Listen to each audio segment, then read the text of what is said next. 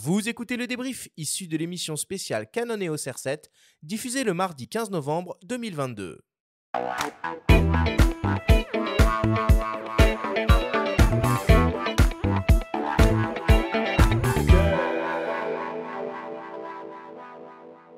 Nous sommes toujours avec les photographes Stéphane Hamel, Eric Médard et Roch Lorente de Canon France pour parler du nouvel hybride Canon EOS R7.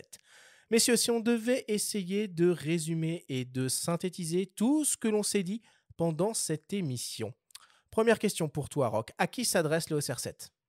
Il s'adresse à des photographes d'action qui souhaitent être au plus près de leur sujet et de créer des images réellement dynamiques. S'il fallait retenir, allez, 5 caractéristiques importantes sur ce boîtier, ce seraient lesquelles ? Moi, je mettrai en avant l'AF parce que réellement bénéficier au tarif où on le propose d'un AF professionnel, c'est absolument fantastique. Je mettrai en avant son ergonomie parce qu'elle est tout à fait incroyable. Je mettrai en avant sa stabilisation, c'est-à-dire la stabilisation IBIS du boîtier alliée à la stabilisation optique qui va permettre des performances. Je mettrai en avant dans la technique quelque chose qui n'est pas dans le boîtier mais qui est à côté pour moi, c'est le système RF. C'est-à-dire c'est toute la proposition des optiques autour de ce système. Et puis, quelque chose dont on parle souvent dans les hybrides, ce sera mon dernier item, c'est l'autonomie. Parce que je trouve que c'est fantastique, parce que quand on est au bord d'un terrain de rugby ou quand on est dans la nature, ben c'est quand même très, très intéressant de ne pas avoir à changer de batterie à un moment crucial d'un match ou de quelque chose qui se passe devant soi avec un oiseau ou un animal. Et si vous deviez en retenir une, messieurs, dans vos usages respectifs, une caractéristique importante du R7, ce serait quoi ? Eric, si tu veux clairement, commencer. l'autofocus. Je dirais également l'autofocus et je vais rajouter le mode rafale. Effectivement, dans le sport, c'est très important. Stéphane, quelle optique tu pourrais conseiller avec cet EOS R7 pour un photographe qui s'intéresse et qui aimerait se lancer dans la photographie sportive ? En l'intermédiaire, le combo R7 avec un 100-400 EF est plutôt un bon compromis. Après, pour avoir goûté au 100-500, l'association des deux est un très bon compromis également. C'est vraiment la conjugaison des deux apporte beaucoup. Même question, Eric. Alors, c'est difficile parce que moi, évidemment, j'ai l'habitude de travailler avec ces grosses optiques. Nous dis pas un 400 mm de 8. Enfant gâté. Mais je dirais qu'il y a le 300 f4 EF de chez Canon qui n'existe pas encore en RF, mais on peut peut-être l'espérer. Mais qui, comme ça fonctionne très très bien avec la bague, je pense que pour commencer en photographie de nature, avec un 300 plus ce R7, en n'oubliant pas qu'il multiplie la focale par 1,6, ça fait un combo pour le photographe animalier qui est juste extraordinaire.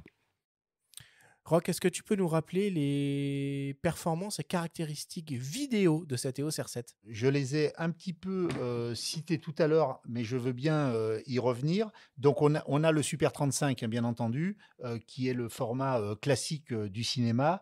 On a dans l'ergonomie un mode dédié pour la vidéo. Ça, c'est très sympa. C'est-à-dire qu'on va basculer soit sur le mode photo, soit sur le mode vidéo. On a un enregistrement 4K en 60p. Sur tout le capteur. Oui, sur tout le capteur avec la stabilisation qui est maintenue. Lorsqu'on fait des ralentis, on est en 120p en Full HD. C'est quand même assez extraordinaire. On peut l'utiliser en mode vertical, je l'ai dit, avec un zoom numérique de 10 fois.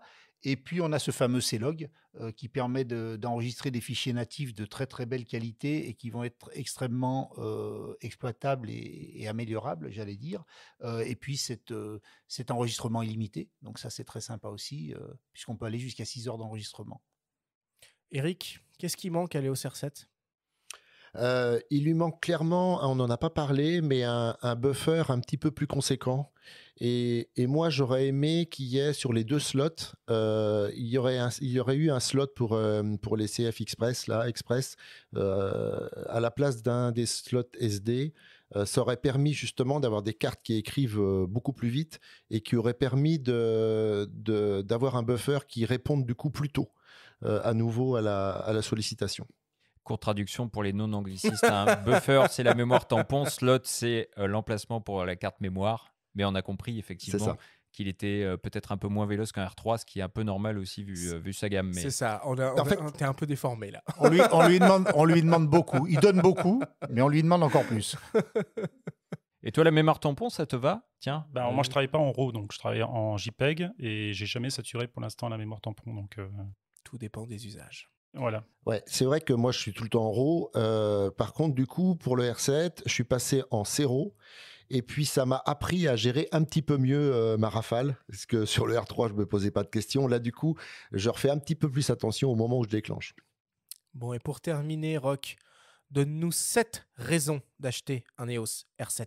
Alors, 7 raisons d'acheter un EOS R7, je vais dire que c'est sa fiche produit incroyable. On va la résumer comme ça, c'est-à-dire entre son AF, son autonomie, sa cadence moteur, etc. Donc, il y a une fiche produit qui est absolument incroyable. Il y a un rapport qualité-prix qui est absolument stupéfiant parce qu'on est à 1 500 € avec tout ce qu'on vient de se dire pendant l'heure qui vient de s'écouler. C'est sa grande cohérence avec le système RF parce que ça aussi, c'est fantastique. On va entrer dans un système. On entrait avant dans un système EF. Maintenant, on entre dans un système RF. Et c'est une très belle opportunité. Alors, encore une quatrième argument, c'est une très belle opportunité d'entrer dans le système hybride. C'est-à-dire, j'étais en 7D, j'étais en réflexe, peut-être en 800D ou en 850D ou autre, et je vais basculer dans le système hybride avec un produit extrêmement abouti, extrêmement performant. Donc, c'est une fantastique porte pour l'hybride. Je dirais qu'on entre aussi dans un système pérenne et durable. Donc, c'est-à-dire que des fois, les photographes se disent bon, est-ce que j'y vais pas. On pouvait peut-être se poser la question il y a quelques années avec Canon dans l'hybride. Depuis l'arrivée du R5 et du R6, on ne se la pose plus la question. C'est vrai que la gamme optique de l'EOS M pouvait le laisser penser. Absolument. Là, on voit qu'il y a eu un effort consenti avec 24 optiques, on l'a dit pendant l'émission, qui laisse peu de doute voilà. sur ça. Donc, j'allais dire, on rentre dans un système pérenne.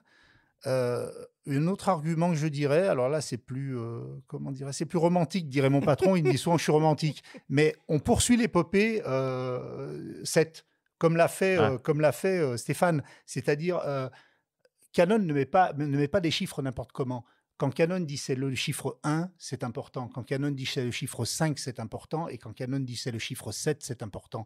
Donc on sait qu'on entre dans une histoire de Canon avec un chiffre qui est extrêmement symbolique. Et puis, comme je n'ai pas de 7e idée, je te dirais peut-être que pour beaucoup de personnes, le chiffre 7 porte bonheur. Et par rapport au chiffre, donc tu veux dire que le 7 correspond au 7D, tout comme le R5 pouvait correspondre au 5D, exactement, le R6 au 6D, voilà, exactement. Quoi. Et comme le R3 correspond à l'EOS, c'était le piège à l'EOS 3, ouais, mais EOS 3, feu EOS 3, mais je rappelle, moi j'ai un EOS 3 personnellement, dans les quelques produits Canon que je possède. C'est un boîtier fantastique. L'EOS 3 est un boîtier qui a une vie très courte, mais qui était absolument extraordinaire. Je rappelle qu'il y a 30 ans quasiment, il embarquait le pilotage par l'œil. Oui, tout à fait. Comme le EOS 5. C'est quand même incroyable. Donc oui, ces chiffres-là sont des symboles, des symboliques, j'allais presque dire. Et quand Canon dit d'emblée, je vais appeler ce boîtier 7, c'est un gage d'engagement de la marque pour le consommateur et pour l'utilisateur. On va conclure là-dessus. Merci beaucoup pour toutes ces explications.